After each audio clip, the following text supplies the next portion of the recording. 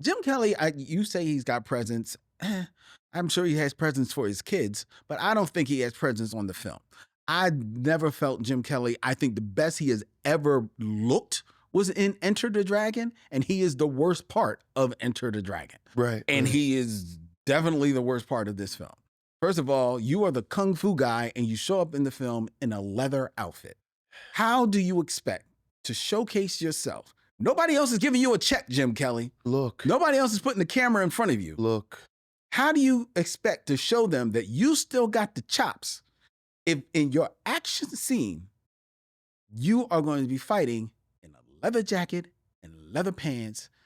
4 dudes who work on the dock at the local Safeway. Exactly. Like, you're not even fighting. No, you're not even fighting henchmen. kung fu people. You're fighting 4 dockmen, and you are kicking them in the thigh. He is kicking. You know, he maybe only reaches up as high as the calf. Why can't he lift his leg higher? Because he got them heavy ass boots on. Why he got heavy red boots on, Vincent? It's almost like he didn't know there was going to be kung fu. You want me to fight? Young Drunk! Hey, welcome to the Micheaux Mission. 2 men, 1 podcast, every black film ever made. My name is Len, aka the Bat Tribble. And as always, I'm joined by my partner. Hey, this is Vincent Williams. We are coming to you tonight on July 1st. Yes, sir. Summer days are here, and we have a knock 'em out action flick for you tonight, courtesy of Vincent, as we sit down to review Fred Williamson, Jim Brown, Jim Kelly, and Richard Roundtree in One Down, Two to Go from 1982, Vincent's selection for tonight's stop on the Micheaux Mission, as we stream live from Young Chunk, Philadelphia's premier video podcast palace, to Instagram and all points north, south, and east and west, including YouTube, where each and every one of you are out there watching us live in the chat. Hello.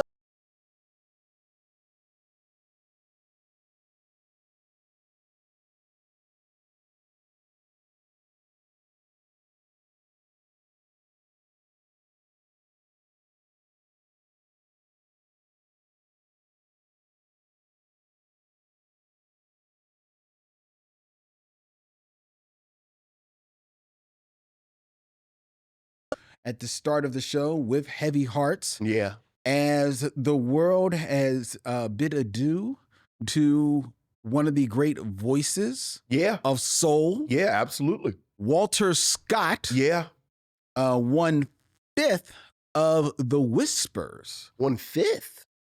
Yeah, I thought there were 4 Whispers. Is it 5? I thought it was 5 Whispers. Okay. I was pretty sure it was 5. I'm not a Whispers aficionado. I know Walter and Scotty. I know the dude. We know Walter. We know the twins. And that beard. Yes. Remember the brother had that beard. That's who we know. Right. So I believe it was, he was part of the Whispers. But please. Walter Scott. Yes. Passed away on June 26th. Yeah. Age of 81 years old after a battle with cancer, unfortunately. Yeah, it's a shame. Yeah, it is a shame. It's a shame. The Whispers and I will say, like, unapologetically, that I am not like a huge Whispers follower, like yourself. Sure. But and they've had a lot of hits over the years. Yeah. You know. Ready or Not? No, Rocksteady. That's what I'm thinking of. Rocksteady. That's their big hit. And then here in Philadelphia, Chocolate Girl and Olivia.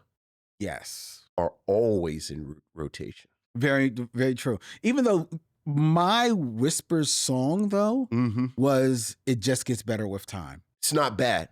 That's not a bad 80s R&B song. Yeah, that was. That's not bad. You know, I never truly locked on them. Yeah. But that one, right, it did it for me. Yeah, that's not a bad one. I'm not a huge Whispers fan either, but you know, like you, just part of the fabric. Yeah. Of your life. Yeah. And people love the Whispers.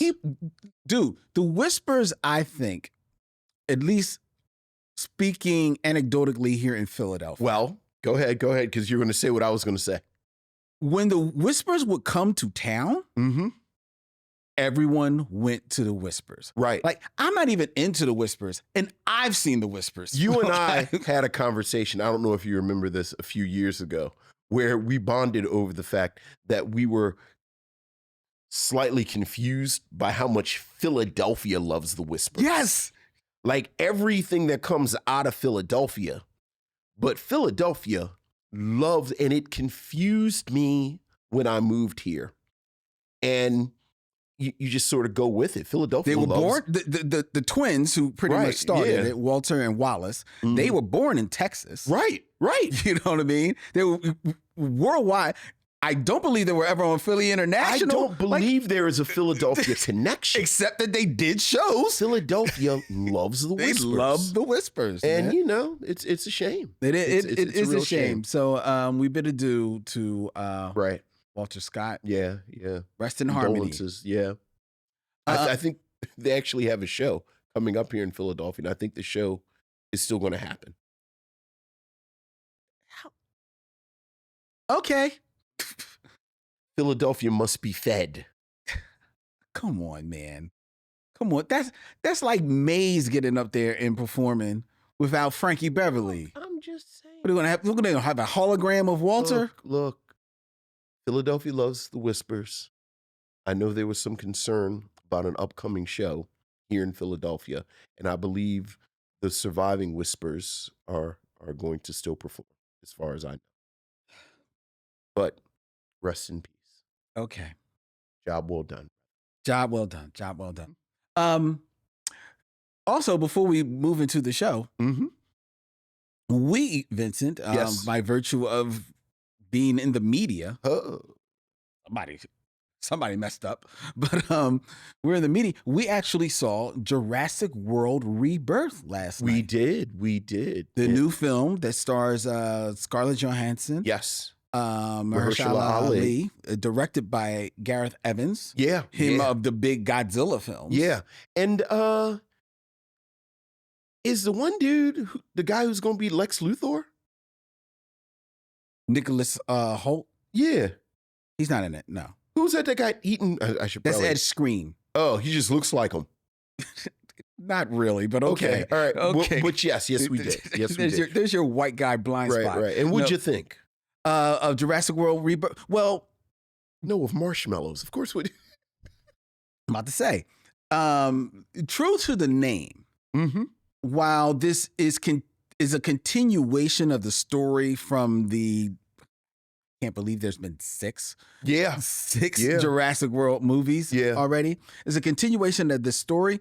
It still is a bit of a rebirth because the dinosaurs, after being out in the wild, Mm-hmm. have kind of like migrated themselves to this like center of the world that's closer to the equator, Yeah. which is supposed to be closer environmentally to What the world was like. what the world was like. Yeah. Mhm. So it basically is a rebirth.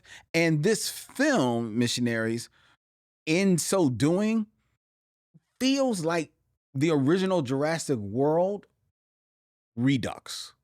Okay.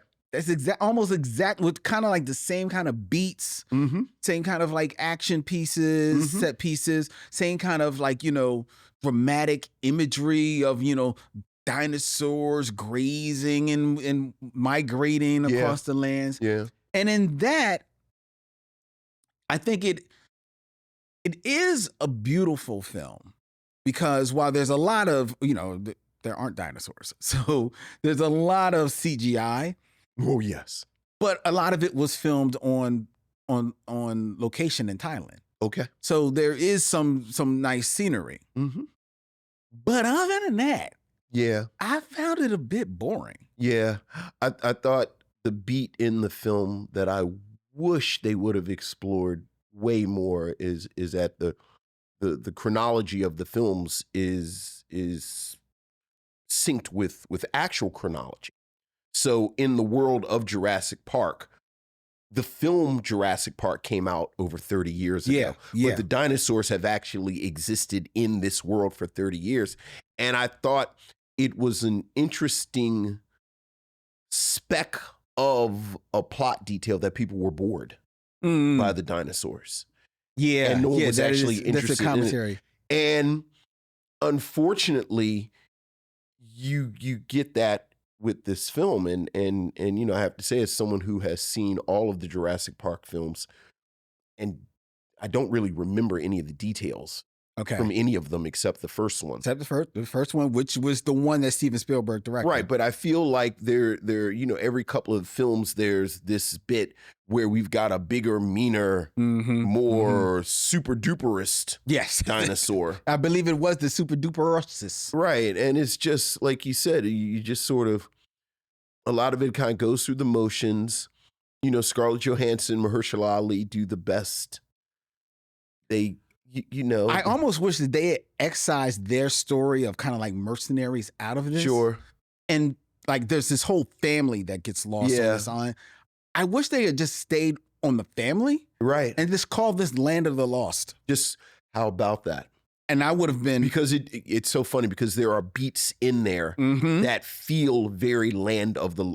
I was thinking all the way down to the boat. I was thinking the exact all the way down to the raft thing. Yep. And I was thinking, wow, there's a backdoor pilot to Land of the Lost in here somewhere. Yep. But besides that, you know, it's our tell. Like the fact that you're sitting there thinking about other things. Yeah, that's so like. I need to go get more pretzels. But I guess the best thing you can say, and you and I talked about this a little bit, where I asked about Jurassic Park people, like people who are invested in this franchise. If you like Jurassic Park, this is certainly a Jurassic Park film. And I will say that while we did go to an early screening, it was a combination of press and like the regular, you know, audience, like some movie fans that were there. There were a fair amount of children watching the film. Yeah. And judging by what, you know, just ear hustling from them, they enjoyed it. It's so funny. We actually had a meeting in the house. Like we actually had a meeting in the house about whether or not it was appropriate for Adam. Oh, that's right. Because you went with your older daughter, Camille. Right. And he's 9. So we had a meeting. Oh, did he want to? Oh yeah. Yeah. I think well, we're gonna test the waters. Oh, whether or not it's appropriate now that you've seen it. Yeah. Okay. Yeah, okay. we're gonna test the waters with the first one. Okay. And see how he does. Oh. And then sort of, but like you, I did notice that the kids, and I do think there's an aspect, I think there's always been an aspect of Jurassic Park. Almost certainly. Kids love dinosaurs, man. Kids love dinosaurs. You know, my grandson loved playing with dinosaurs. Right. I ain't gonna call my daughter out, but we went and saw one when she was a little younger, and I forget which one it is, where the pterodactyl comes and picks up a woman and takes her in the air and drops a woman in the, and the plesiosaur comes out of the water, and she said, "Is that woman dead?" And I said, "Yeah, I don't know if she made it. I don't know. Maybe it's like G.I. Joe. She fell out the mouth and then the parachute flew out. Remember when G.I. Joe, no matter how ridiculous some was, they showed the parachute come out to let the kids know nobody died." Yeah. When you look close, there was nobody on the parachute. All right. Well, that is Jurassic World Rebirth. Check it out. It's coming to the theater near you very soon this week. I believe it opens on July 2nd. So Yeah. Check it out. And now it's time to hear from you, missionaries, or your emails, as we like to call them. Missives from the missionaries. So what else is going on, Len? We have emails, Vincent. Ooh, missives from the missionaries. Ooh.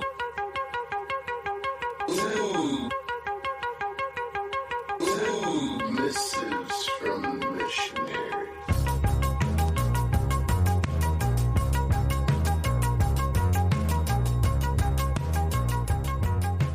Missives from the missionaries, Vincent. We have a little bit of a backlog, but they're all kind of interesting ones. So I pulled the most interesting ones for you. All right. We got an email from Anthony Davis. Hey, what's up, Anthony?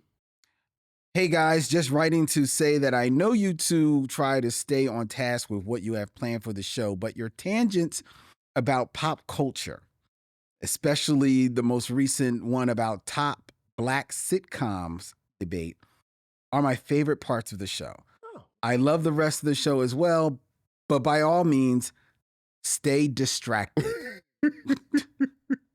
Much respect, Anthony Davis. Well, Anthony, I don't think there's any danger of us not saying, ooh, squirrel. Thank you.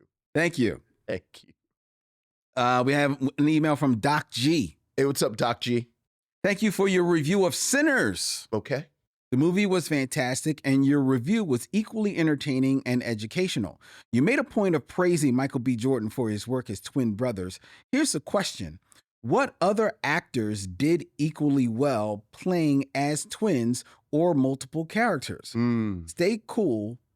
Good doctor. Well, Do you want to say it or do you want me to say it? Because you know where I'm going directly to. let me say, I'll leave. I know where you're going. Okay, And go I ahead. agree. Okay, go ahead. But I will say it's interesting that this came up because I tried to power through Alto Nights, which is a new film by Barry Levinson. It's just, I think it was in theaters for like a blink and a minute. Okay. That stars Robert De Niro playing two roles. Right. How'd he do? Oh my God. I tried. I gave that movie an hour and a half. It still had another hour to go. Yeah. And I could not. And this is no disrespect for Robert De Niro. His bona fides are set in stone. He's in the Hall of Fame if he never does anything else. Yeah, which He maybe which don't is, need to is do an option. Yes, You it is know? always an option, Like, you can Robert. always, yeah. But yeah, man, it is rough. Yeah. It is rough. I mean, he's trying to play two different characters, but they seem very much the same. He's an old man now, so they both are walking the same. Sure. I mean, the only saving grace is that it's not the Irishman. Okay. So he it's not any age stuff being done. So it's all makeup, but it's not. Sure. It's not fun. But on the other side of the Right. coin, we have Oh, and I can't believe her name just slipped my mind. It's so funny. We were just talking about She-Hulk. What's her name? Tatiana Maslany. Tatiana Maslany. Maslany. I think that's it. Yes. Who played 6 or 7 different versions Probably. of a character in a show called Orphan Black. Mm-hmm. And it is remarkable. The conceit is that they are a bunch of clones, Mm-hmm. but each clone is so fully realized and so distinct. And then as the seasons go on, because of the plot, oftentimes they have to masquerade Yes. as each other. And you can always tell when one of them is pretending to be the other one, but it's the same actress. It's the same actress. It's the same. And I don't think anyone has ever come close Not to her performance close. in Orphan Black. Not even close. Like you said, there are scenes where she is a character pretending to be another character talking to another character. Right. So I mean, it's absolute. There are moments on that show. How many seasons? We're about 5, 6 seasons? I don't even know if it was that many. Yeah, maybe about 5 seasons. And this is a Canadian show, so we're not talking about say like BBC, but yeah, it's Canadian. Yeah, so we're not talking about like 22 episodes a season. We're talking about Right. like 13 episodes a season. But there are times where there's like 15 minutes of the show, and it's just her talking to her, or her like Right. just Right. acting, Or 4 of them in the room. 4 of them in the room. Yeah. I mean, oh my God, man! Like, yo, Yeah. it is absolutely ridiculous that I don't even think she was ever nominated for an Emmy. Not only is that ridiculous? I don't think she's ever gotten the material she deserves since. Oh, no. Who we were just talking about. Yeah. She-Hulk is okay. Right. It's okay. Yeah. But- And she was okay in, because she was in Perry Mason. Yeah. Remember the HBO show? Right. And she was okay in She that was too. okay. You know? But I don't understand why they haven't built a show around her again. But that's our pick. That is our pick. Our pick. And there are other picks. There are some people do good. Eddie Murphy has done good work. You know, there Yeah. We talked about it when we reviewed it. You know, we love Eddie Murphy in what, the spaceship one? Bowfinger.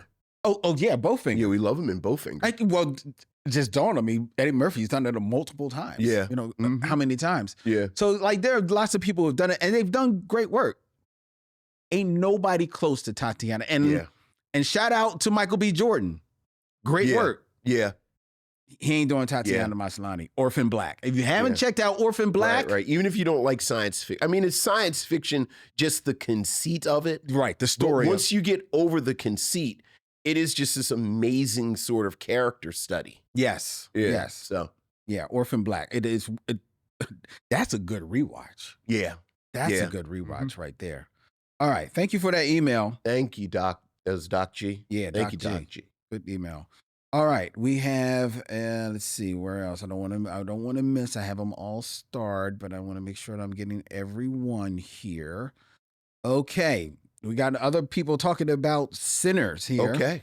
We've got an email from our associate producer Mo Poplar. Hey, Mo. Ashy feed himself. Them Sinners, though. There is so much to say about this film. I love where Vincent was going in his review, but I think he got lost. Okay.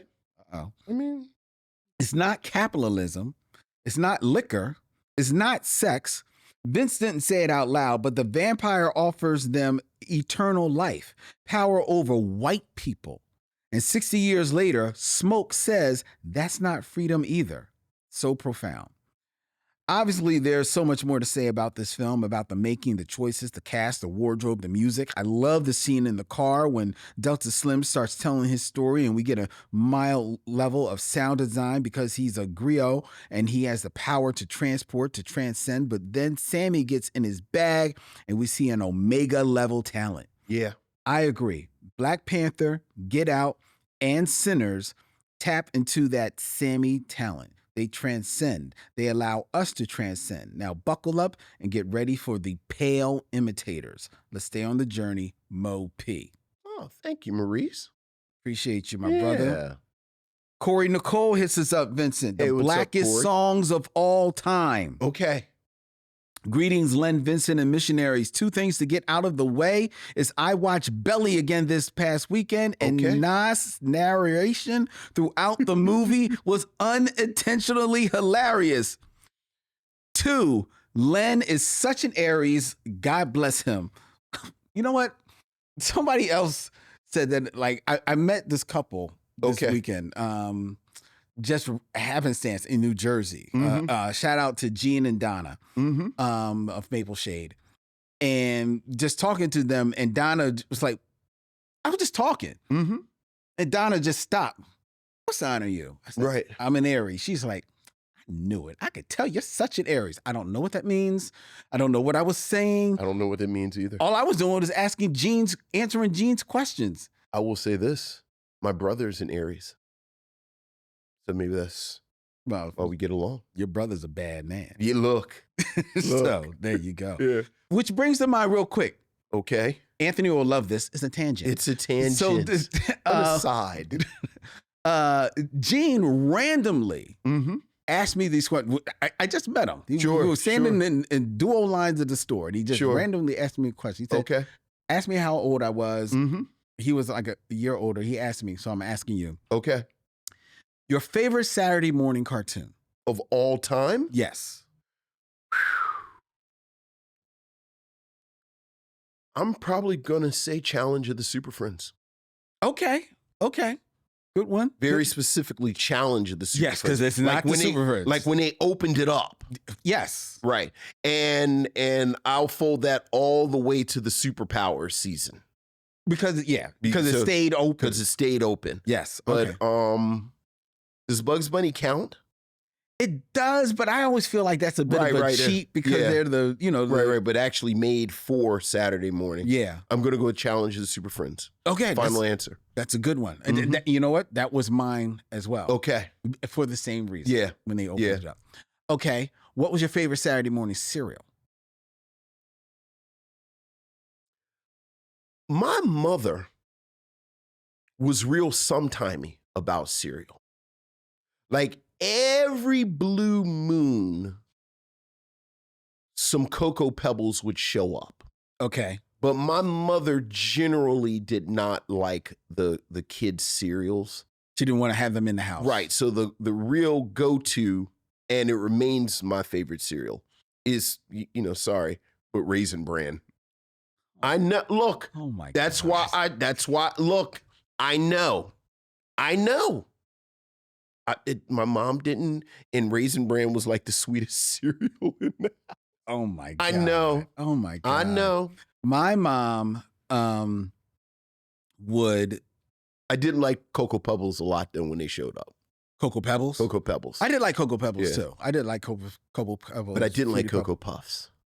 I love Cocoa Puffs. Yeah. I did love Cocoa Yeah. Puffs. My favorite was Peanut Butter Captain Crunch. Okay, that's a solid one. My sister's favorite. The people love that. My sister's favorite, if I remember, actually was, it may have been like all of the Monster cereals. So the Count Chocula, like Frankenberry, Blueberry. Yeah.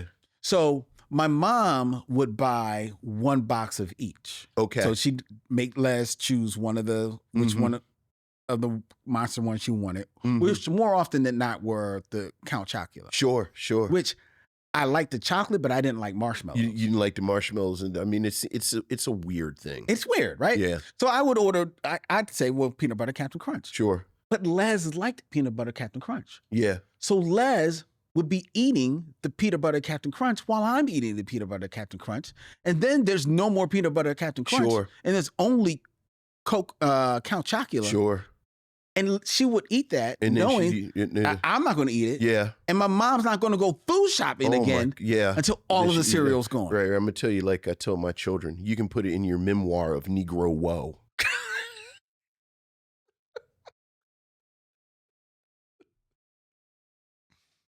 Are we out of nakeds? Yeah. I think we're out of nakeds. We don't have any naked. No. You can put it in your memoir of Negro woe. And then, dear reader, there came a moment in my life, an epoch of sadness that it pains me to share with you even now. Lo, the cupboard was empty and there were no Pop-Tarts at all. The cupboard was as empty as my heart. Yeah, put in your memoir of Negro woe. I'm going to continue with Corey's email. Since Juneteenth has passed, I wanted to ask you both, what are some of the blackest songs to have ever been made? What is...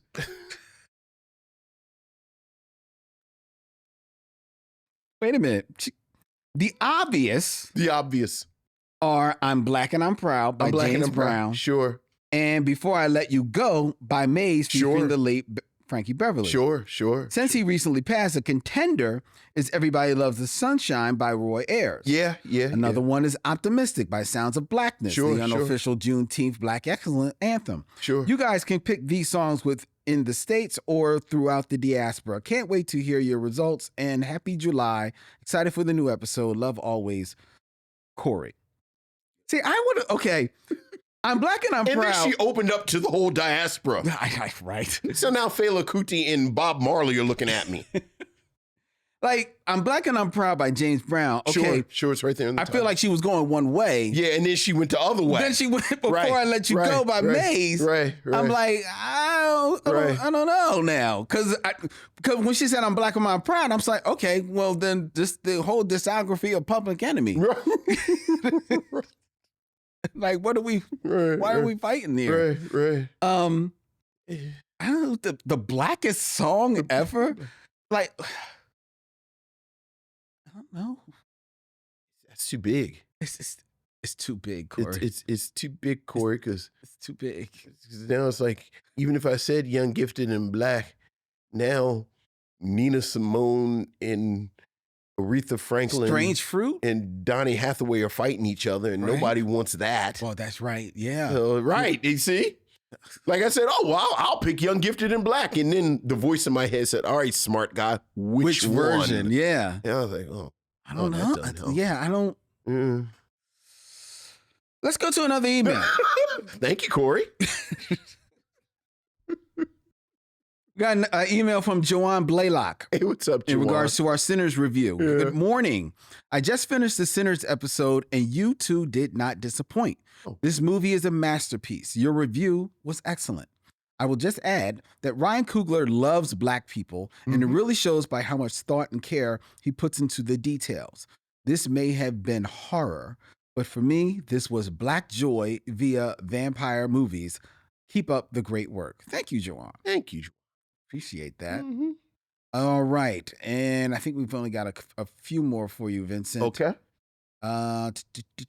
We have an email from Nicholas. Hey, what's up, Nick?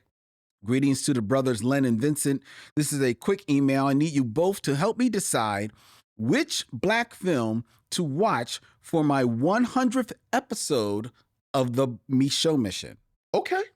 I know I am new and a recent listener who has been listening to you all the while now, but I need your input. Side note, you guys talked about The Wiz being part of the Criterion collection, and now it has been released and part of the collection. I was lucky to purchase it for my DVD set. I'm trying to hold off on the much bigger, popular Black movies in which I will not name, but I have a few considerations. Malcolm X, American Gangster, Claudine, Coming to America, Shaft, or Superfly. Would love to hear your input, and I would write in to tell you my initial thoughts. Love always, and can't wait for the new episode. Nicholas. So what film would you recommend for Nick's 100th episode of the Micheaux Mission? I think he's looking for a good film. Right. Doesn't have to be a like digging in the crates cut, but he Sure. wants it to be a little. I was going to say, if he hasn't seen it already, Nothing But a Man I like Nothing or But... Uptight. Those are two I was going to go to. Those are Nothing, good. like, I think those are good episodes. Yeah, the good episodes to listen to as those well. are good episodes, and they're about films that you may or may not have seen. Yeah. So there you go. Nothing But a Man or Uptight. Yeah, can't go wrong with no. And okay, Nothing But a Man or Uptight. Mhm. Those are our selections. Yeah. However, if you haven't seen it, the Micheaux Mission has recently declared, by request from a listener, that every Black man should see Moonlight. So Yeah. if you have not seen Moonlight, Yeah. Nicholas, Yeah. that should be your 100th episode. Yeah. Yeah. If you have, then you have Uptight or Nothing But a Man, both from the 60s to choose from. But if not, it's Moonlight. Moonlight. Okay? Yeah. All right. You know what? We need to start doing that, making sure every Black man that asks us for Everybody a go recommendation, see Moonlight. have you seen Moonlight? Have you seen Moonlight? And if you haven't, You haven't. I don't want to hear from you until you do. And you tell do. us that you did and tell us what you thought. Listen, We will. There'll be a quiz. He's a professor. All right? There'll be a quiz. All right. Thank you, Nick, for the email, though. Thank you, Nick. And And thank you for joining. And Oh, listening. yeah. All right. We have two more, Vincent. Okay. This is Shauna Williams. Hey, Shantae, excuse me. Shantae Williams. Hey, Shantae. Hello, men of the Micheaux Mission and missionaries. I haven't written in a while, but I am a longtime listener. Thank you. know. And a big fan of the show and your work. I always get a deep belly laugh when I listen on a regular, but the belly laughs get deeper when I hear Vincent trying to figure out who white actresses are, Mm. or when I hear Len, not always, but poorly explain to Vincent how he would know them if she was married to the dude with the wardrobe malfunction. Do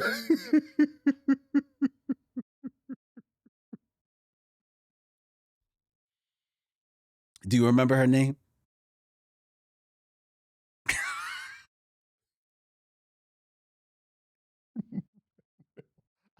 I was just, who'd you, this Shantae? I was just about to tell Shantae, I think I said it last week. Shantae, I am ruthless with scrubbing the hard drive. Ruthless. It is so much data up there. So I was just, we were talking about boys and hobbies and things. I have a boy with, Adam is into Pokemon. And I was, saying, I think a lot of men, like the problem is a lot of men that their thing is sports. Mm-hmm. So we don't talk about the fact that there's something going on in your head that you know this stuff. But I was like, a lot of men, and I was like, I can list all of the members of the Avengers in order from when they joined the Avengers. Probably with the issue number. Right. Like there's a kind of stuff in my head. So I can't remember Jessica. Was it Jessica Bayul? Not Bayul. What was her name? Alba. That was the one you had to find. Yes. Right. Yes. Yeah. But you thought that she was. Yeah, Shantae, I can't. You thought that she was Jessica Biel. Sure. Yeah. Nope. Only got so much room on there. So. Shantae continues, I also want a side segment of Vincent telling us who the Kirkland brand of actors are compared to bigger names of better actors. Thank you for the laughs and the joy. This is my podcast, Shantae. Oh, thank you, Shantae. The Kirkland brand. Oh, God. All right. Which is actually unfair because the Kirkland brand is actually pretty good. Look. And that's all we're going to say. We ain't doing no free advertising for Costco. But yeah, the Kirkland brand oftentimes is not bad. Don't get me talking about the chicken pot pie. All right. And our final email from Michael Lockett. Mm-hmm. Greetings, my brothers and fellow missionaries. I have been waiting for y'all to get to Sinners. Mm-hmm. This film is so good in every way. I believe it is a cultural touchstone and paradigm shift for the film industry. I say this not just because of the financial successes, despite the industry's rags showing their full asses. Yes. But because the backlash I am seeing to the other horror movies coming out in its wake. None of the horror films coming out now are even close to ruling the box office or sparking real conversation. Thank you for getting to this while it was still sizzling. The Wayback Machine took me to your review and a screening by me of Bright Road, which starred Dorothy Dandridge and one Harry Belafonte. That's right. Despite the bait and switch between the poster and the film regarding the wardrobe, I like this movie. The kids really did a great job, perhaps better than the adults. Like you two, I think this would have made a better pilot. Yeah. There is a backstory to be mined for all the characters, and watching the class progress through primary school could make for great storytelling.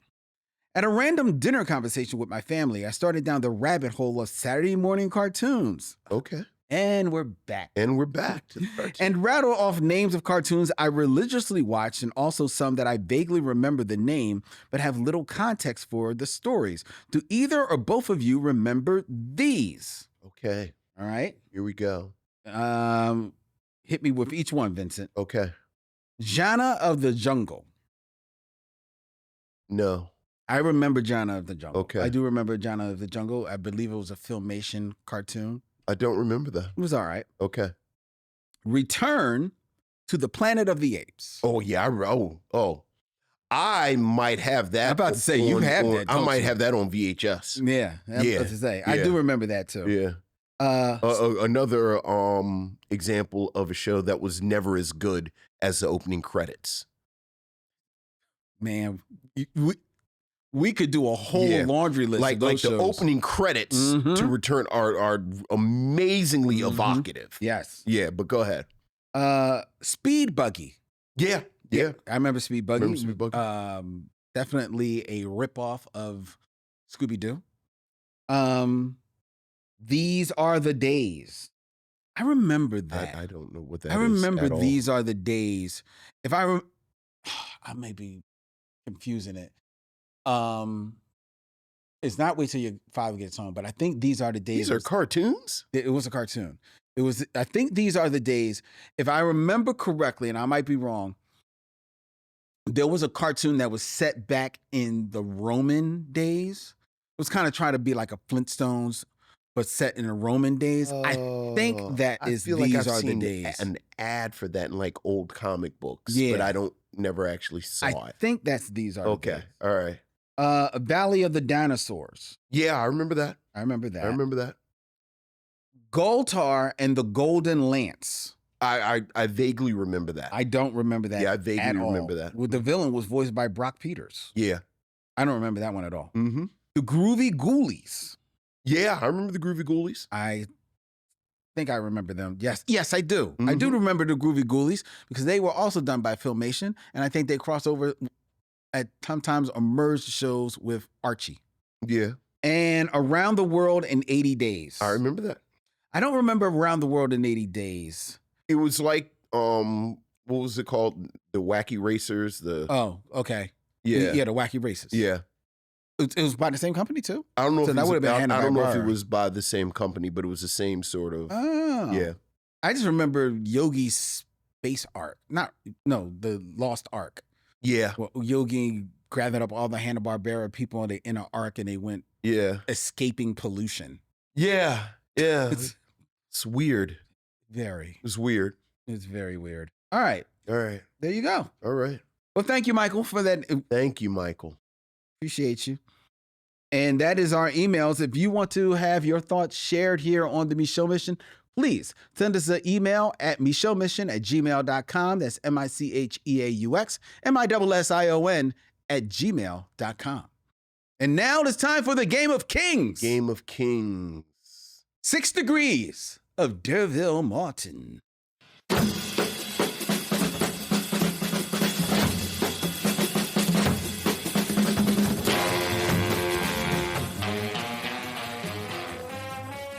Six Degrees of Derville Martin, where I give Vincent 2 actors, and he has 6 films or less to connect them to Derville Martin, the star of his own Saturday morning cartoon, In His Mind. In His Mind.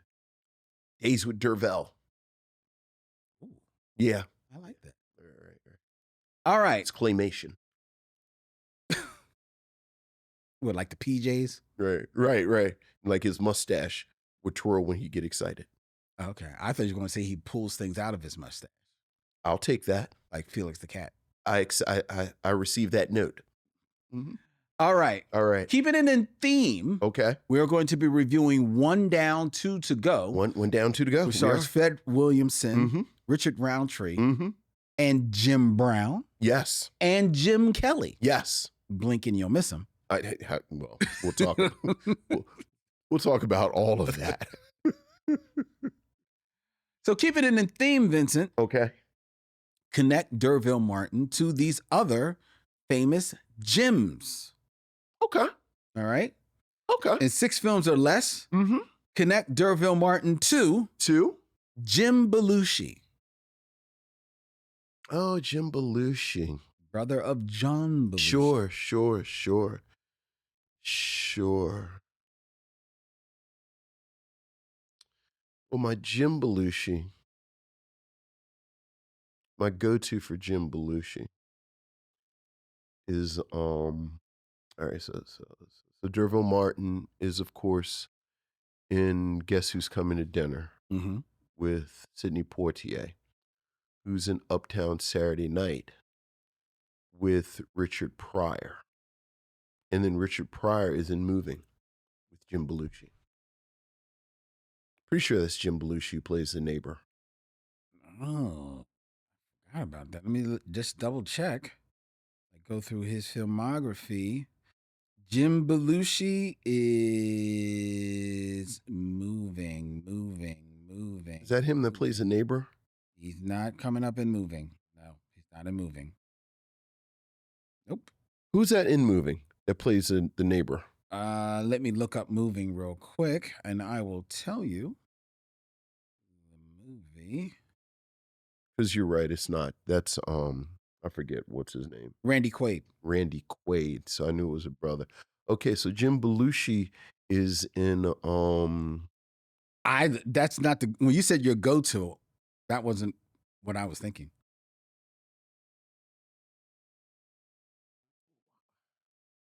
You're drawing a blank because you're seeing Randy Quaid. I am. Because if I could give you your go-to, but that would be a hard cheat. Well, give me another one then, because now Randy Quaid is all up in your head. All right, let me give you another. He was in. Is this in like a basketball movie or something? Maybe. Yeah. Which, because it's basketball, has black people in it. Did you see what I was doing there? I see what you were doing. Did you see what I was doing there? He was in Wag the Dog. Never saw Wag the Dog. Always forget who's in Wag the Dog. It's one of them early 90s movies that people were very sort of pompous and talked about. But it's a good movie. Yeah. He was also in Gang Related.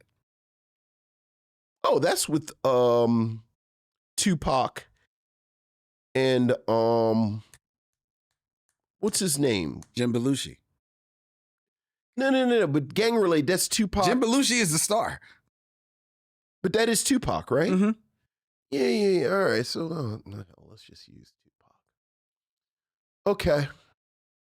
So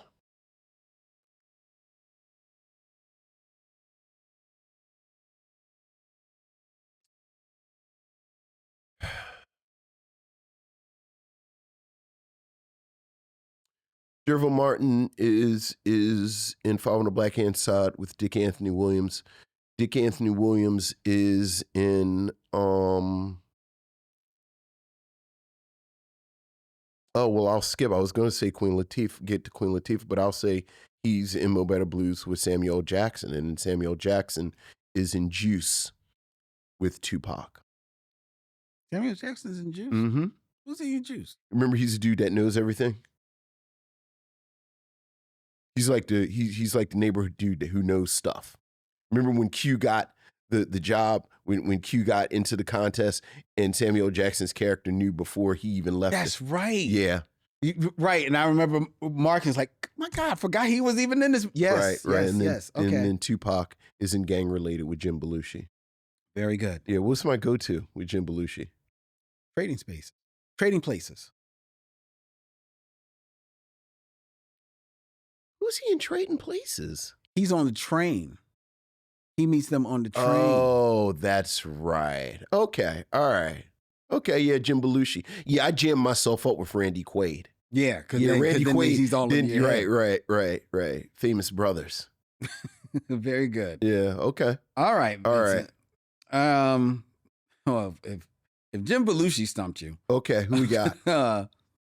In 6 films or less, mm-hmm. Connect Derville Martin to Jim Caviezel. Oh yeah, Jesus.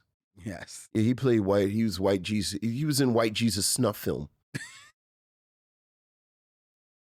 He's in White Jesus snuff film. AKA : The Passion of the Christ. Right. White Jesus snuff film. Oh, that's Mel Gibson, so it's probably not even any black people in that. Well, like usually they throw us a bone with Simon Peter. Like they always throw us the Simon Peter bone. Mel Gibson said, no blacks.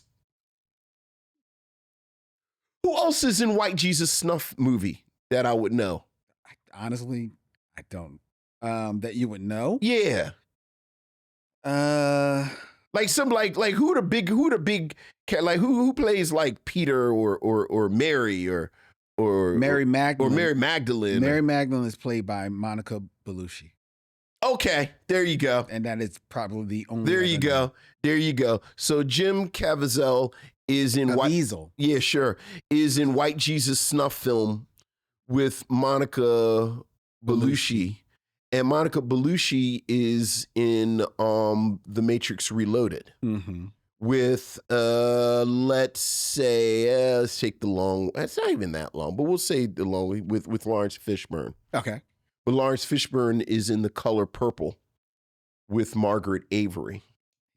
Margaret Avery is in Scott Joplin, The Scourge of Syphilis with Billy D. Williams.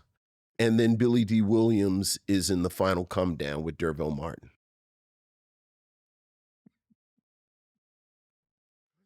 Remember, Scott Joplin created Ragtime, but also got the syphilis real bad. He had the syphilis real bad.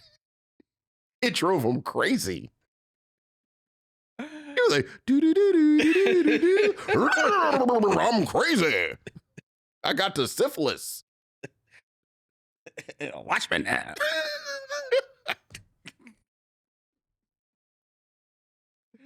All right. Very good. Very good. Is there any black people in it? Like, I'm joking about Mel Gibson. Passion of the Christ? Yeah. I don't believe so.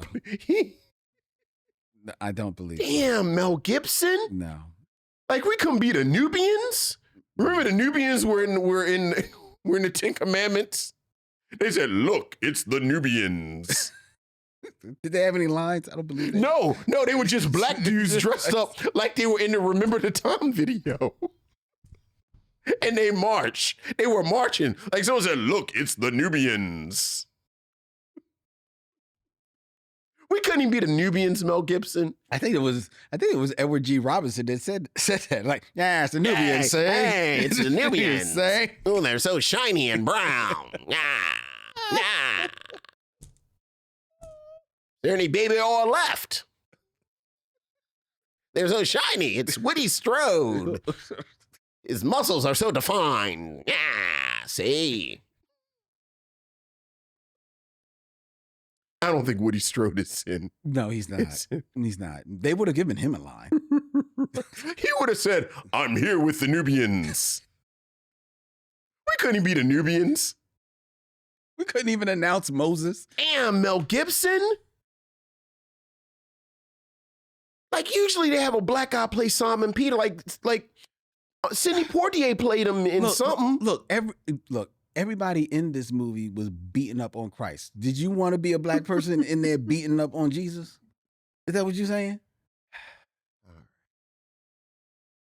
That's terrible, Mel Gibson. All right. Look, it's the Nubians. Even as a kid, I was like, why are we involved? Like, sometimes you don't even want us to be in it. Like, how we get pulled into this? And so ends Anthony Davis' favorite moment of the show. Right. It is now time for our review. Yeah, it is. Of One Down, Two to Go. One Down, Two to Go. A 1982 American Blaxploitation action drama written and directed by Fred Williamson and starring Williamson, along with his good friends Jim Brown, Richard Roundtree, and Jim Kelly. Mm-hmm. This is, in fact, the third film to star Williamson, Brown, and Kelly, following Three the Hard Way and Take a Hard Ride. Mm-hmm. Williamson, Brown, and Roundtree would reunite nearly 15 years later in Original Gangsters. Mm-hmm. In the film, Jim Kelly and Richard Roundtree as Chuck Wells and his partner Ralph Dart, Chuck and Ralph, are the owners of the International Martial Arts Dojo located in Los Angeles, where a martial arts tournament is taking place with a prize of $400,000. They had their best students enter the event only to find out that it has been rigged and fixed against them. And then they run afoul of the mobsters who fixed the martial arts tournament. Why? Because. Yeah.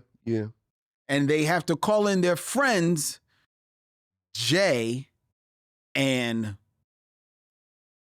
Fred Williamson's character, Cal, Jay and Cal. Sure. To come. Chuck, Ralph, Jay, and Cal. To the rescues. Well, we know that white people didn't name these black people. No. We know that. No.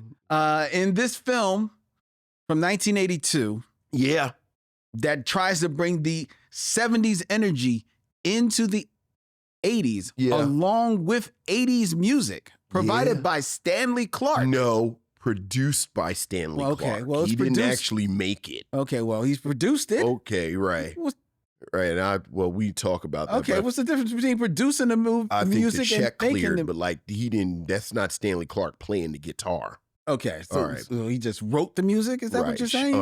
Well, it said music by the other guy, and then it said produced by Stanley Clark. I don't know how much I want Stanley Clark to be. Stanley Clark. You've now triggered me with this Stanley Clark slander. Hey. They say produced. Right, Stanley Clark. But I'm sorry, go ahead. All I did was open the studio. Right. I did my man a salad I did my man a solid. and opened the studio Right. so y'all can make music here. Right. That was it. I was with the Brothers Johnson. Yeah. This is Vincent's selection. It is. For tonight's stop on the It Micheaux is. mission. It is. Vincent, what say you of 1 down, 2 to go? Well, as you all can probably intuit, this is not a film that is that good. And certainly we will spend a no. bit of time talking about all of the challenges that this film has. But frankly, I think the only thing you really need to know about this film is, as Len said, this is a film that came out in 1982, but more specifically, it premiered on November 11th, 1982. And I think it is very important to include the month and date that this movie appeared, because less than a month later, Mm-hmm. on December 8th, 1982, 48 Hours came. Okay, wait a minute. When did you say it debuted? November 11th, And you said less than a month later on December 8th. December 8th. Okay, I thought you said okay. December 8th, 48 Hours. And I think that is super important because, as we all know, 48 Hours is the film debut of Eddie Murphy. Yep. And this is the dawn of Eddie Murphy's era. Mm-hmm. And you know, as you mentioned, I think what this film wanted to do was channel that blaxploitation energy that made certainly all 3 of these men stars, and arguably 4. Jim Brown as well. Okay. Well, you know, we've talked about it before. We think Jim Brown actually didn't necessarily need blaxploitation, but certainly he was pulled into its orbit. Okay. And by the time the 70s ended, he was more known as a blaxploitation hero. And I think one of the many aspects of Eddie Murphy's genius is that, especially these early years, is that he synthesized a lot of that blaxploitation energy Yep. into a way that was more palatable, more polished, more Eddie Murphy. And you can almost put these films side by side and see how one works and one doesn't. As you said, this plot about these 2 characters who own a kung fu dojo and they have this kung fu tournament and they get cheated. Mm-hmm. And then they need to figure out how to get the money. It's barely a plot. You know, this is written and directed by Fred Williamson, and you would think after his last attempts at directing, specifically Adios Amigo, Fred Williamson would know this is not his strength. This is not his strength. But I think Fred Williamson is blinded. Yes. By this blaxploitation era persona that these 4 actors have. The film begins with Jim Kelly investigating. He goes in and you know, ends up having a conflict. And I actually put in my notes, this is one of Jim Kelly's patented action sequences that my partner loves so much. It is lethargic. God. It is slow, which is another word for lethargic. It is without passion. Mm-hmm. And Or skill. Without skill. I mean, there are no martial artists. Like Jim Kelly is there for persona. Mm-hmm. Like the argument is that Jim Kelly has this persona, and Jim Kelly has a I don't think he's ever been charismatic. No. But I think Jim Kelly always looked the part. Mm-hmm. But by 1982, he's a little older. He has old man at the club energy. Mm-hmm.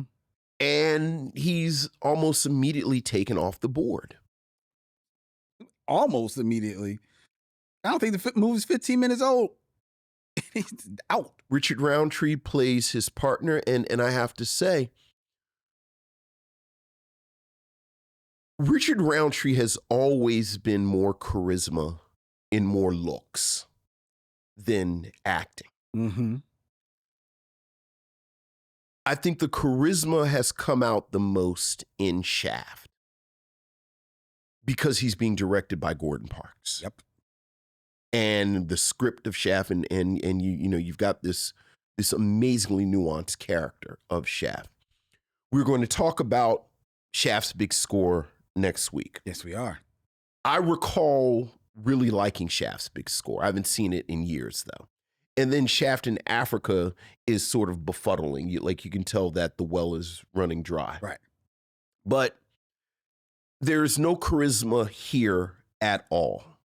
Still a good-looking guy. But it's a different energy. Mm-hmm.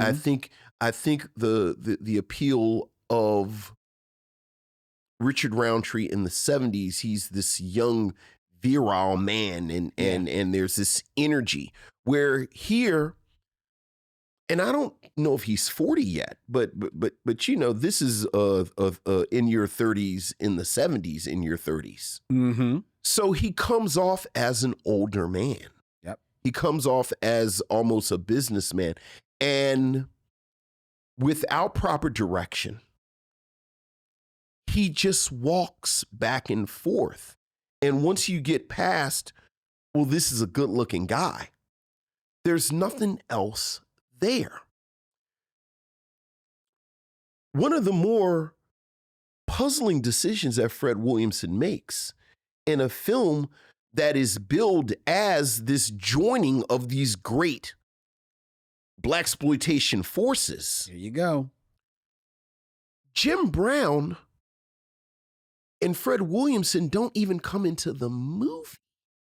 This movie is a little under an hour and a half.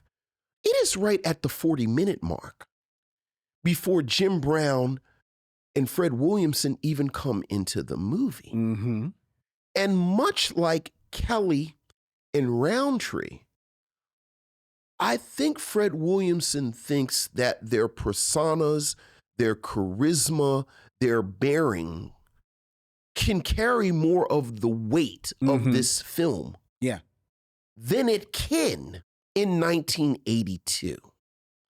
By 1982, Jim Brown, who has always been a fairly stoic figure, yes, but once again, this sheer power, oftentimes this sexual power, oftentimes just this sheer machismo, that stoic works, especially if it is being directed by a competent director.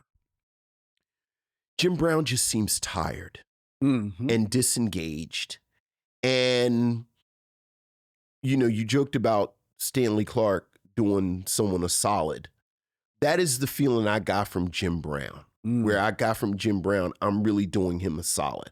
I think Jim Kelly, Richard Roundtree, there's not a lot there anyway.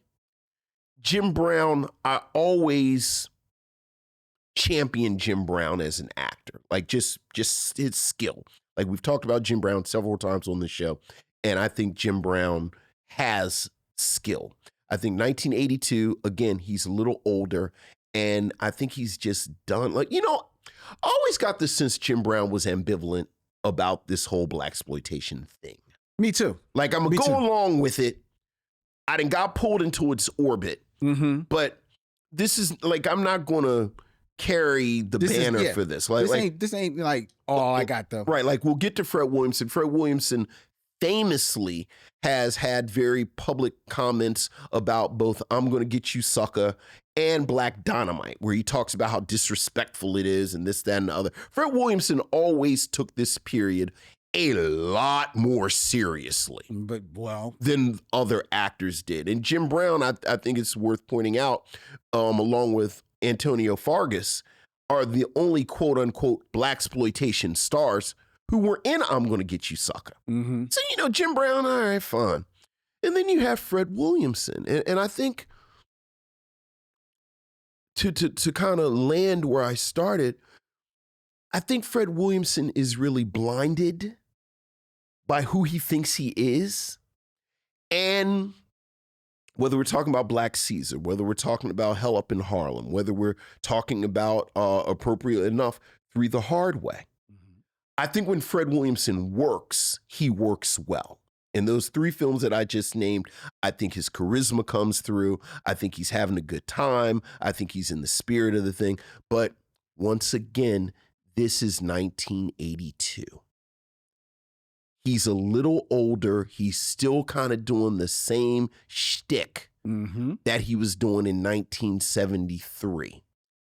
And it reads old. Yep. So these four men who, again, are only together, I think, for one scene, all four of them at the end. Yeah, you're right. It's at the very end. It is badly directed. The script is barely a script. No one involved seems like they want to be there of the main cast.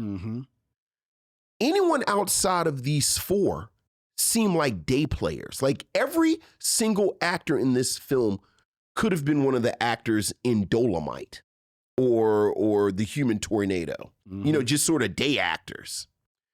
And I kind of felt sad. Yeah. By the end, like I was hoping it'd be like a Lion in Winter type thing. Look, I love these dudes. So, and you see the cover and they real. It's like, wow. So maybe, they're a little older, but they'll show. And I seem to remember liking Original Gangsters as much as you like something like that. Okay. But yeah, I was just really sad by the end. And I really did feel like you were watching four dinosaurs falling into the tar pit while a small mammal named Eddie Murphy was in the trees watching them. That's very apt, like imagery that you're painting right there. It's what I was stuck on was Richard Roundtree, because I agree, and we've talked about it. Richard Roundtree, he has the look. Great looking man, has the charisma. But for whatever reason, maybe it's not given the work to show off more acting skill.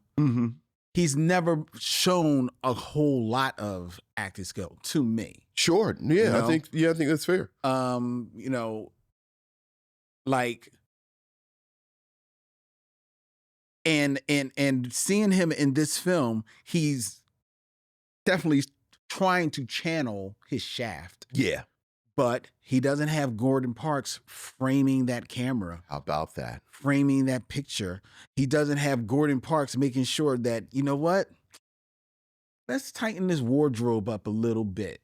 I know this is in the 82, but you could still look a little sharp, right? Because it would have been nice to see, because Jim Brown, I almost get the idea that Jim Brown said, no, I'm going to wear my suit. Well, I think he just showed up. I wouldn't be surprised. I wouldn't be surprised. Even though the story is that Fred Williamson tried to pitch this movie to Warner Brothers. They said no.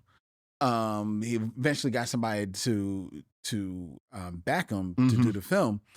But his whole idea was to get all of these guys together because he wasn't seeing them in movies anymore. What Fred Williamson, you talk about, you know, smelling yourself. What was lost on Fred Williamson is that his star that shined in 1973, in 1974, 75, 76, in the heart of Blaxploitation, it's not so much that those films were great pieces of cinema, because none of them really were. But he did have enough of a presence that he looked great on that big screen. But the other thing that he and all of these guys had going for them was, at that time, there was very little representation of the Black experience on the small screen. How about that? At home. How about that? So by the time you get to 1982, there's not a lot more Black shows out there, but there are more. Sure. And we're seeing Black life being represented more, at least a little bit more fully on the screen, because by then the Blaxploitation films have kind of like morphed out of, like, you know, the Man type of movies, and they're more like loosely like the Dolomite films. They're more comedic. You have the sitcoms on TV. By 1982, you've already had The White Shadow has come and gone from TV. Yeah. And The White Shadow had like this diaspora of black youths on that show, right? You've already had, you know, Freddie Boom Boom Washington on TV. You've already had the rise of Lou Gossett Jr.'s rising up. You know, Sidney Poitier's making a bit of a return, right? So when Fred Williamson says, "Oh, these guys haven't been seen in the films anymore," that's because the films have passed him by. I mean, Penitentiary is 1979. Yeah, you know what I'm saying? And we're not even touching on Richard Pryor is blowing up at this. This is the prime Richard Pryor time. Well, part of the reason that 48 Hours had gotten bumped is because I forget what film it is. It's one of the Richard Pryor movies. It was one of the Richard Pryor movies had come out. Yeah, and they didn't want to go up against. it. So right. But Fred Williamson, he's got blinders on. Yeah. He doesn't see it. And so much so, unfortunately, you know, he's a bit of a name. So if he's going to write a movie, he's going to direct it. Okay, we'll give you some money to make it. Go ahead and make your movie. Right. You know, go ahead. You got your guys there. Right. And you've got you got your boys there, and you've got Chi-Chi from The Godfather. That's basically who else. There's nobody else in this film of note at all. Go ahead, Fred. Have fun. Yeah. You know what I mean? And that's basically what he does. And that's why Jim Brown is like, by this point, Richard Roundtree, the person I feel sad for is Richard Roundtree. I feel just like you, Jim Brown is either doing Fred Williamson a solid, or he's doing Jim Kelly and Richard Roundtree a solid, knowing that this film doesn't get made if I'm not at least there as well. Right? So that's why Jim Brown is doing it, because I feel by then, Jim Brown, he's kind of already moved on. Yeah. He's already had 10,000 things else going on. Absolutely. He's moving more into his activist type of realm. You know, he's trying to rewrite his narrative because, you know, he's got a troubled narrative himself that he's fighting. So I don't feel sad for him. Jim Kelly, you say he's got presence. I'm sure he has presence for his kids, but I don't think he has presence on the film. I never felt Jim Kelly. I think the best he has ever looked was in Enter the Dragon, and he is the worst part of Enter the Dragon. Right. So, and he is definitely the worst part of this film. First of all, you are the kung fu guy, and you show up in the film in a leather outfit. How do you expect to showcase yourself? Because nobody else is giving you a check, Jim Kelly. Look. Nobody else is putting the camera in front of you. Look. How do you expect to show them that you still got the chops if in your action scene, you are going to be fighting in a leather jacket and leather pants. 4 dudes who work on the dock at the local Safeway. Exactly. Like, you're not even fighting. No, you're not even fighting henchmen. kung fu people. You're fighting 4 dockmen, and you are kicking them in the thigh. He is kicking. You know, he maybe only reaches up as high as the calf. Why can't he lift his leg higher? Because he got them heavy ass boots on. Why he got heavy red boots on, Vincent? It's almost like he didn't know there was going to be kung fu. Oh, you want me to fight? I can't. You know what? I wanna pull from, but you're like, dude, you the kung fu dude. You the kung fu guy. Like, this why you're here. And they set you up. They don't even have you. The movie opens, like you said, at a kung fu tournament. You see all these young kids doing, youngsters doing kung fu, people doing like, high kicks in the air and everything like that. He ain't fighting them. He fighting the extras from Laverne and Shirley. Yeah. And he cannot get them down at all. Look. I swear, Vincent, one of the guys, he steps on his foot. And that's the reason why he takes the dude out. Are a Jim Kelly hater, but I can't even. You can't defend it. I can't. So the person I feel sad for, and Fred Williamson, he's smoking whatever. And he's walking through the movie smoking it. Yeah. So the person I feel sad for is Richard Roundtree. Mm-hmm. Because I want to believe that Richard Roundtree is a victim of just never getting the opportunity. Sure. Say what you want about Jim Brown once he gets in Blaxploitation. We've seen Jim Brown with good scripts. Yeah. And he can work himself with a good script. He gets into Blaxploitation, he's making money. Jim Brown has a couple of good good appearances in the 90s. Yes, he does. I mean, he's in She Hate Me, which is a highly flawed film. Yes. But he's good in it. Mm-hmm. He's in Any Given Sunday. Yep. And I think he's legitimately funny. And I'm going to get you sucker. He is. Well, by then he's known how to play against type, but the person I feel sorry for is Richard Roundtree because I don't think he's ever gotten this opportunity. Mm-hmm. He never got the opportunity. I think that if the Shaft TV series, if that had lasted maybe 2 seasons, I think by then he might have been able to show a little bit more chops because they would have had the room to really expand on the character at least a little bit more.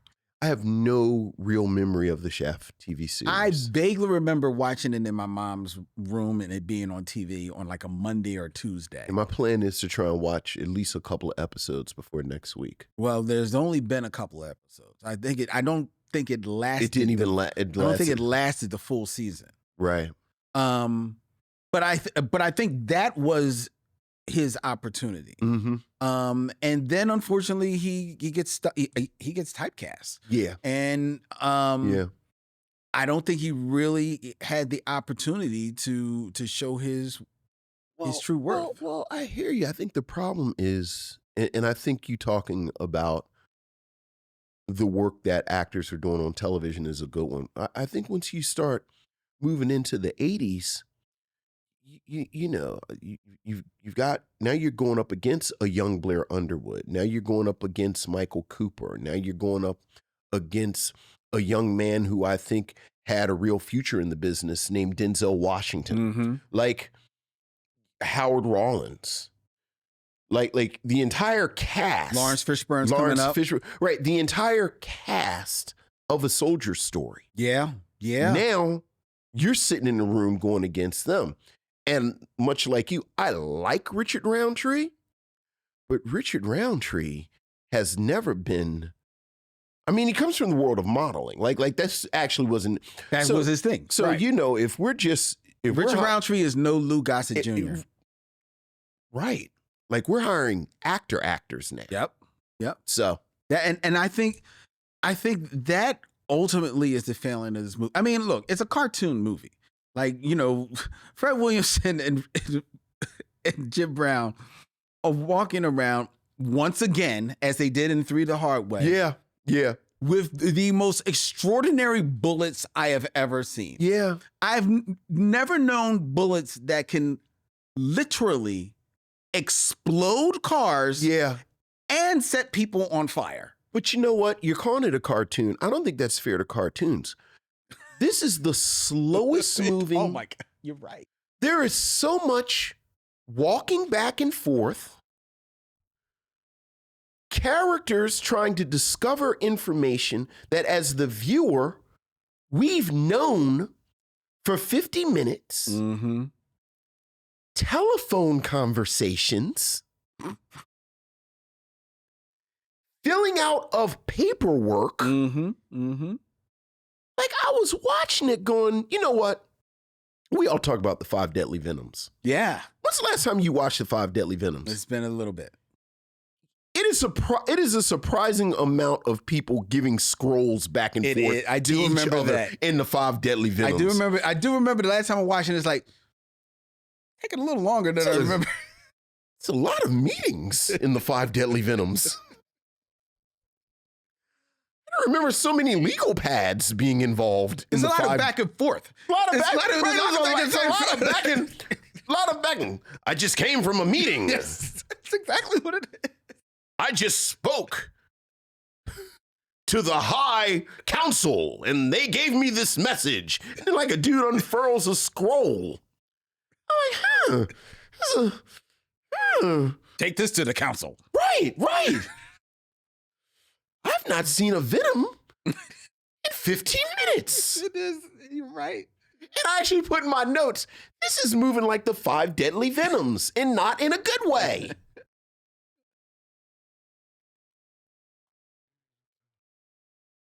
I need to know whose name was on the contract, which is an actual line that Jim Brown says to the bank vice president. Yes.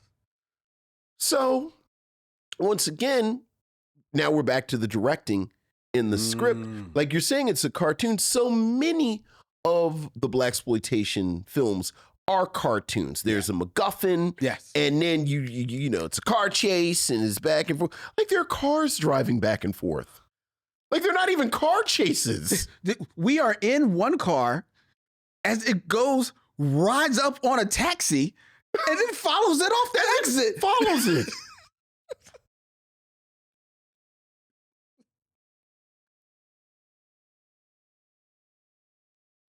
The village ombudsman has a scroll for you. And he unfoils the scroll.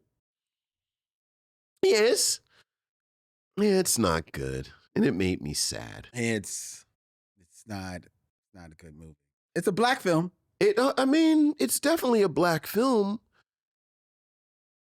You kind of...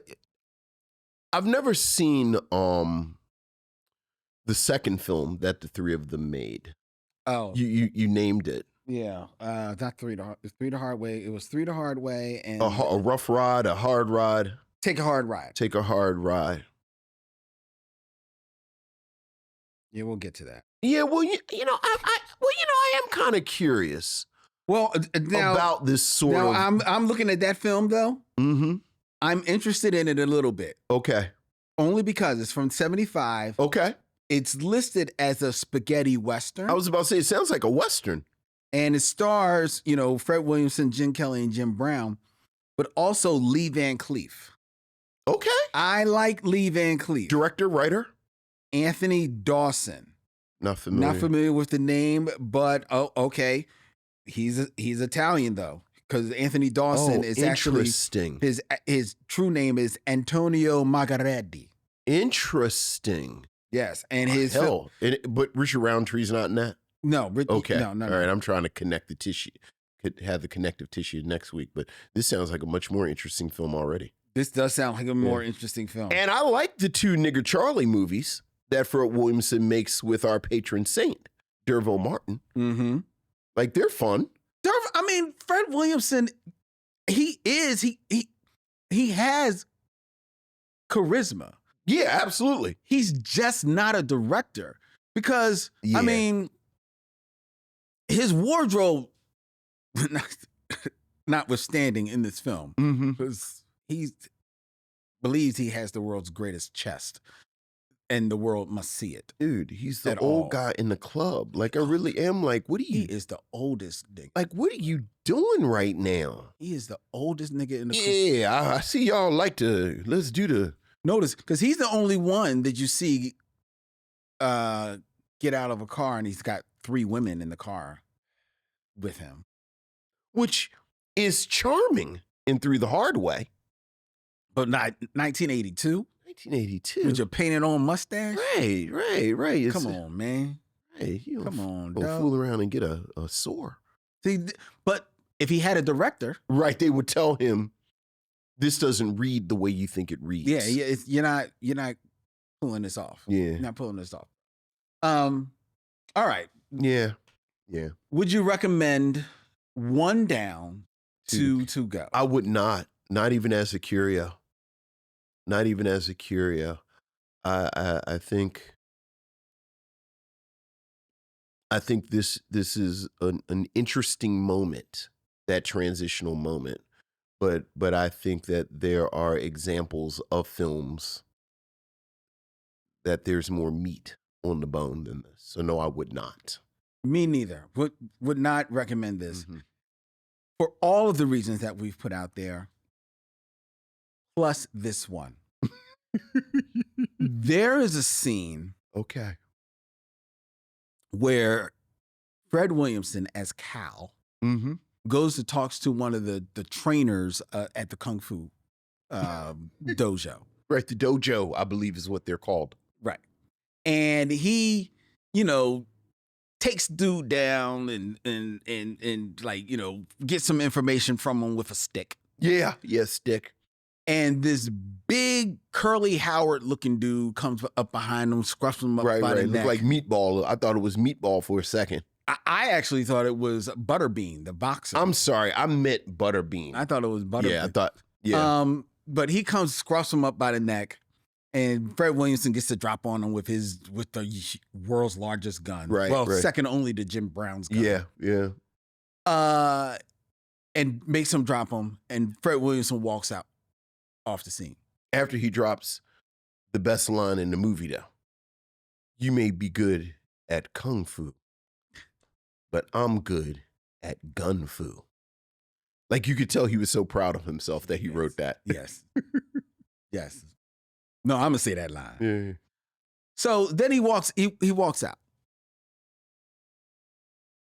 Beat later, this little shaggy dog comes sashaying around the corner, Right. sits down, and growls at the Curly Howard character. Yeah. We've never seen this dog before we- in the entire film. Len, This dog I is paused the film and felt bad. I said, have I paid so little attention that I missed the introduction of the dog? no, But I had not. you had not. Yeah. And you have not seen the dog's best work, because Yeah. now that happens in the middle of the film. The dog vanishes from the film. Totally vanishes. No we more don't dog. know where this dog come from. Apparently at the dojo. It's a dojo dog, or perhaps a ghost. Perhaps. Mm-hmm. Cut to the end of the film. End of the film. And our 4 heroes, for the first For time, the first time share in the a entire scene.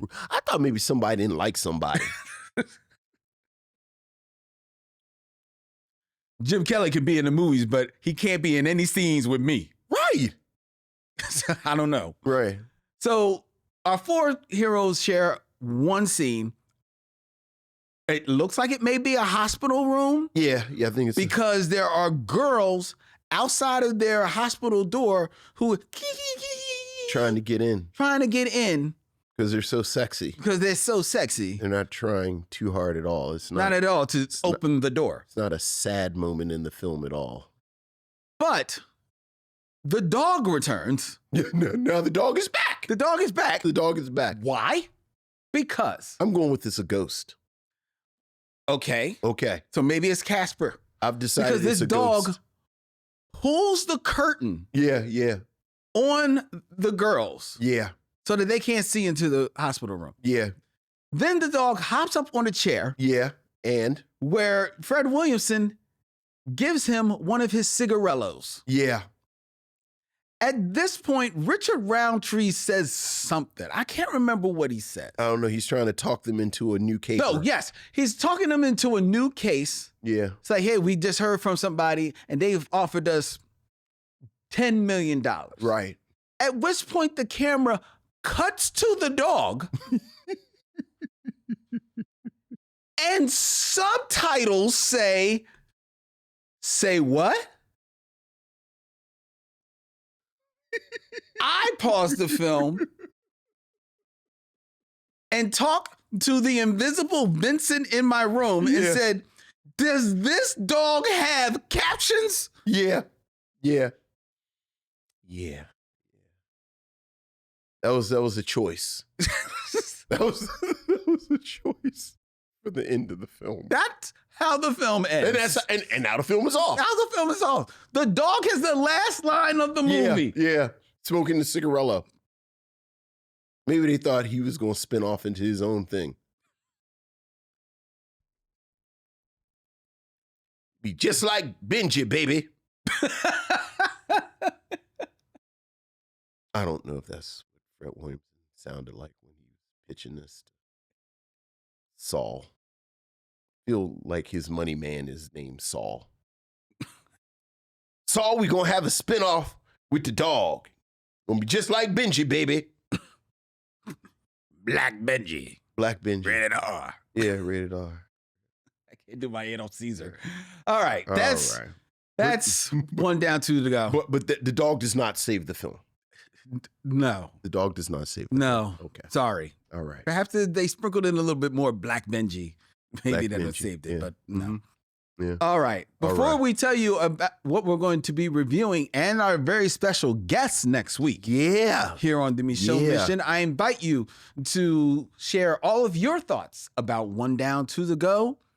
And please, anything else you want to talk about, email us at micheauxmission@gmail.com. That's MICHEAUX, MISSION@gmail.com. The Micheaux Mission is available on all the social media of your choice, Instagram, Facebook, and Threads at Micheaux Mission. The Micheaux Mission is also available on the podcast catcher of your choice.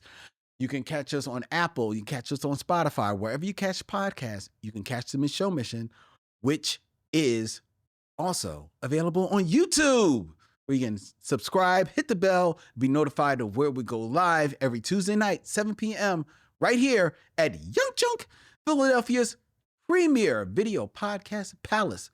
If you want to book yourself in one of the lovely studios that they have here, then you need to go to youngjunk.com. That's YUNKJUNK.com. The Micheaux Mission is also a proud member of The Podglomerate, thepodglomerate.com. They make podcast work, such as ours, which will be returning next week. Vince already told you. We're going back to the world of Richard Roundtree in the role that made him famous. We've already did Shaft. Well, now it's time for Shaft's big score. Shaft's big score. And in this summer of comics, who else to join us for our review of Shaft's big score than a man who has literally written the origin story of Shaft in comic book form. He is an award-winning comic book writer. Oh, my goodness. A dream guest of both of ours, Absolutely. but especially Vincent's. Absolutely. Especially Vincent's. Yeah. Next week, writer David F. Walker joins us here on the Micheaux Mission to review Shaft's big score. Look, we will talk about this next week. I always liked Shaft, but I never really got Shaft. David Walker made me understand. He absolutely the Shaft thing. So very, very much looking forward to this. Next week here on the Micheaux Mission. Until then, he's Vincent, I'm Len, and in parting, we say, we'll see you when it's time to meet again. Young John!